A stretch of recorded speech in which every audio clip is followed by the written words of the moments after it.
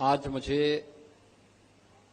एक बार फिर से अयोध्या धाम की इस पावन भूमि पर आकर के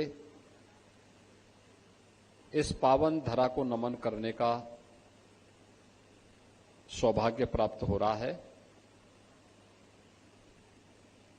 अभी कुछ देर पहले मॉरिशस के माननीय प्रधानमंत्री एक उच्च स्तरीय प्रतिनिधिमंडल के साथ में अयोध्या में श्री राम जन्मभूमि मंदिर में श्री रामलला का दर्शन करने के लिए आए थे और दर्शन के उपरांत वे यहां से प्रस्थान किए हैं।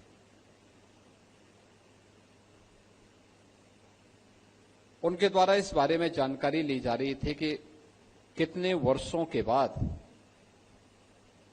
अयोध्या में राम मंदिर का फिर से निर्माण हो पाया। मैंने उनको बताया कि लगभग 500 वर्ष लगे। 500 वर्षों तक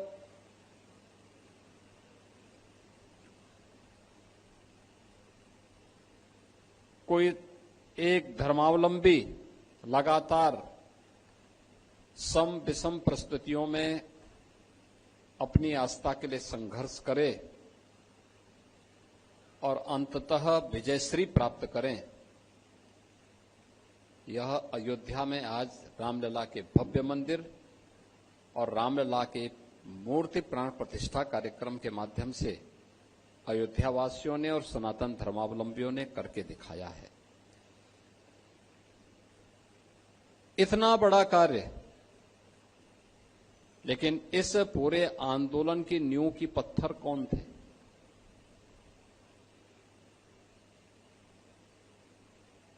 जिन लोगों ने अपनी परवाह नहीं की, अपने स्वास्थ्य की परवाह नहीं की,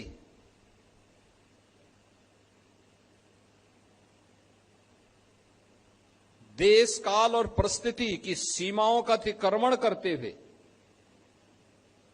जिनके जीवन का ध्येय बन गया था कि हर हाल में अयोध्या में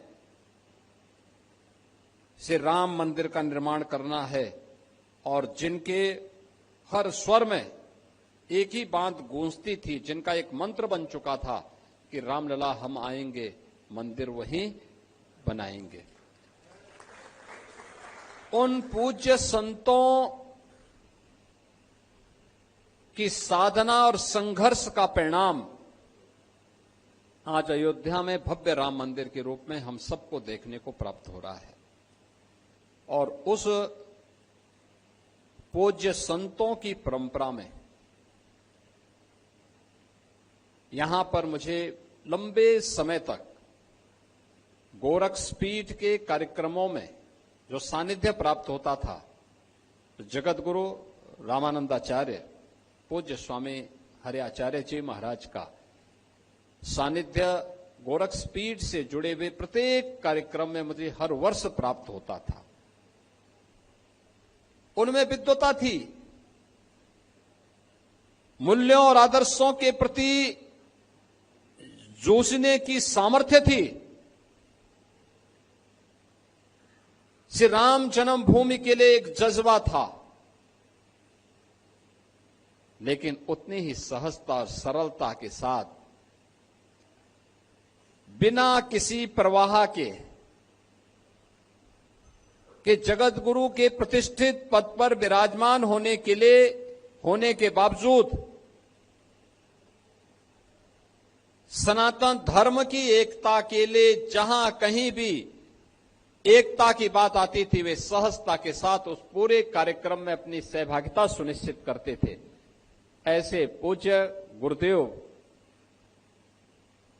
जगत गुरु रामानंदाचार्य पूज्य आचार्य श्री हरि आचार्य जी महाराज की 17वीं पुण्यतिथि के कार्यक्रम में आज उनका पुण्य स्मरण करने और उनके श्री चरणों में नमन करने का एक सौभाग्य हम सबको प्राप्त हो रहा है। मैं इस अवसर पर पूज्य आचार्य के प्रति बड़ी विनम्रतापूर्ण तरीके से अपनी श्रद्धा सुमन अर्पित करते हुए उन्हें नमन करता हूं।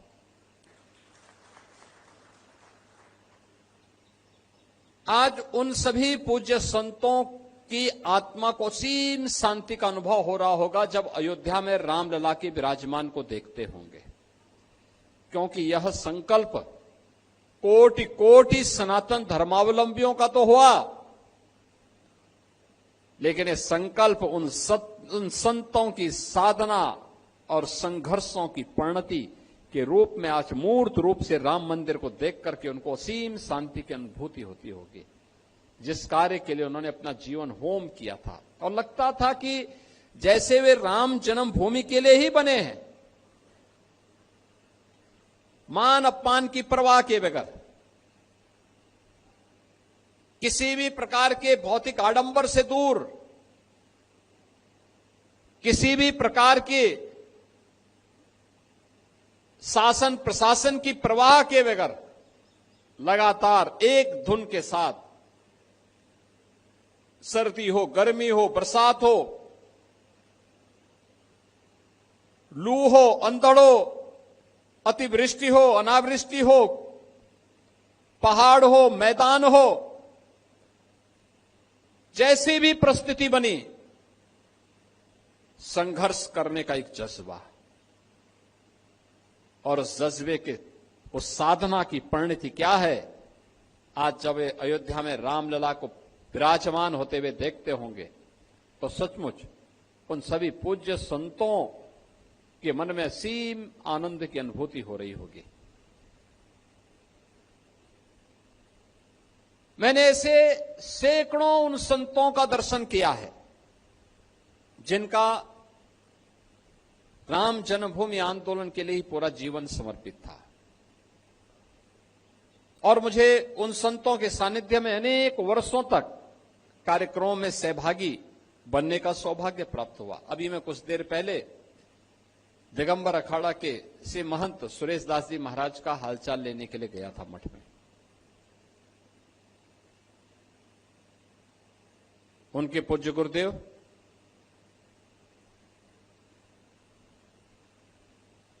पूज्य महंत रामचंद्र दास जी महाराज, परमहंसी महाराज, अंतिम समय में जब वह एसजीपीजीआई में भर्ती थे, मेरे पूज्य गुरुदेव ने मुझे कहा कि भाई परमहंसी को जाके देख के आओ, वहां पे क्या स्थिति है, देखो क्या हाल है, क्या करना है, वहां पे व्यवस्था कराओ। मैं एसजीपीजीआई गया और एसजीपीजीआई में जाकर के मैंने हालचाल लिया, महाराज जी का संदेशा दिया। तो पूज्य महाराज जी ने भी एक ही बात कही, उन्होंने कहा कि एक ही इच्छा है जीवन में, और वह है कि अयोध्या में राम मंदिर बन जाए।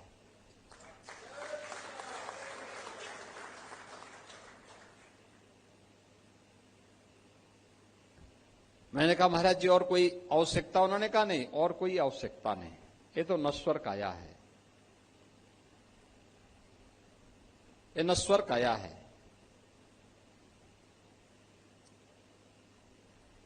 जीवन में केवल एक इच्छा है हम संतों की, वह है अयोध्या में राम मंदिर का निर्माण।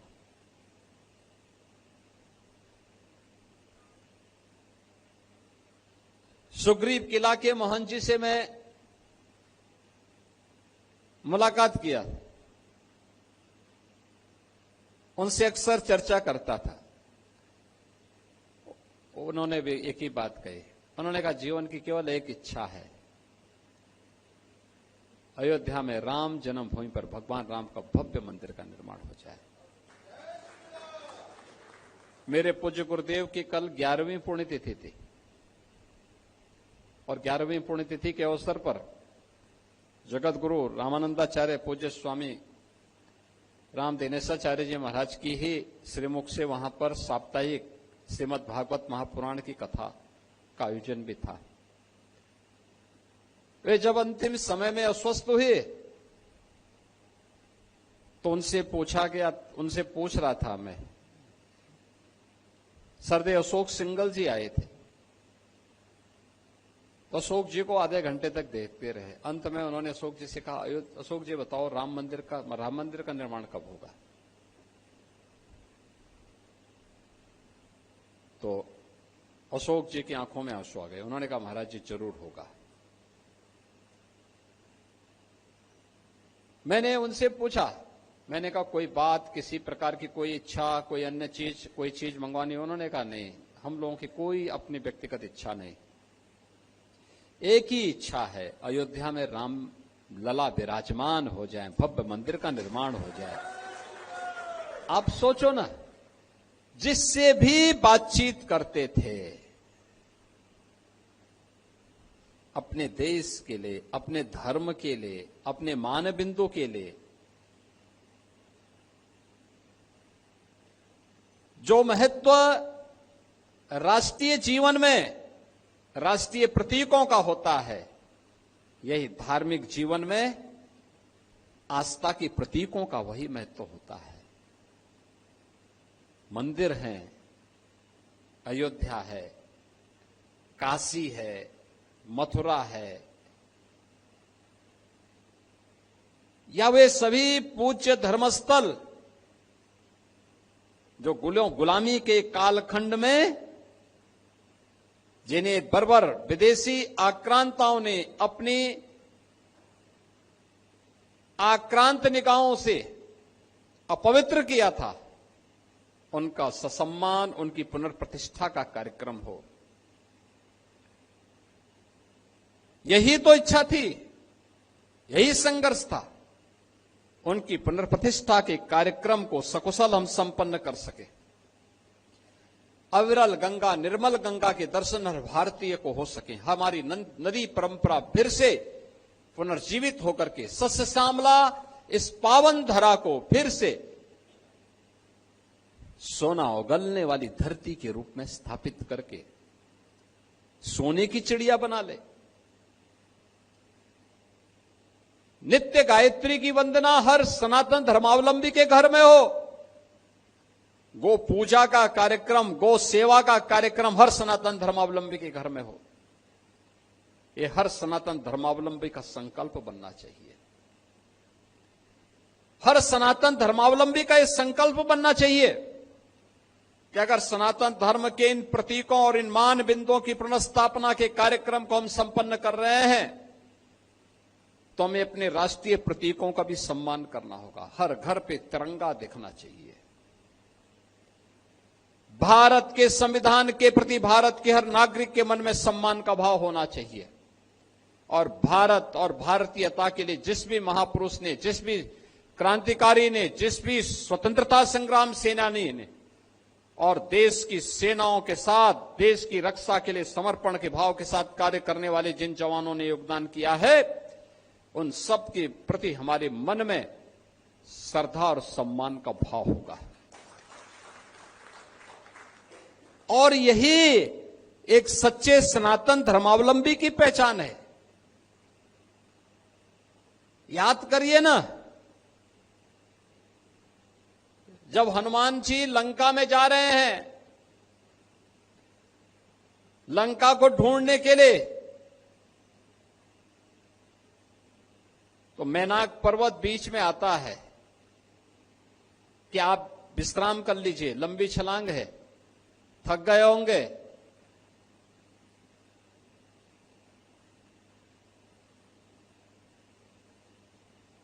हनुमान जी तो कहते हैं कि राम काज कीन्हे बिना मोहि कहां विश्राम।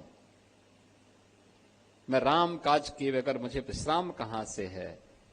और तब चर्चा होती है कि सनातन धर्म क्या है। ये हनुमान जी समझा देते हैं उसको।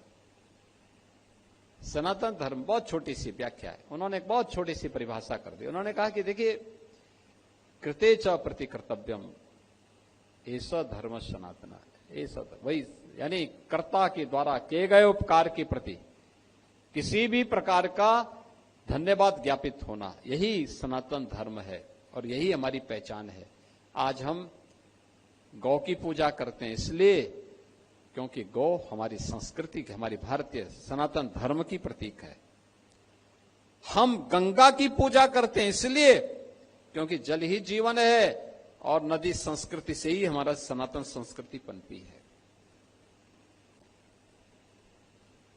भगवान राम, भगवान कृष्ण भगवान विश्वनाथ, मां गंगा, मां यमुना, मां सरयू, इन सब की पूजा हम इसलिए करते हैं क्योंकि हमारे प्रतीक हैं। हर सनातन धर्मावलंबी जीवन के रहस्य को सनातन धर्मावलंबी से बढ़कर के कोई दुनिया के अंदर नहीं समझा। कोई मत, कोई मजहब, कोई संप्रदाय जीवन के रहस्य को नहीं समझ पाया सिवाय सनातन धर्मावलंबी के।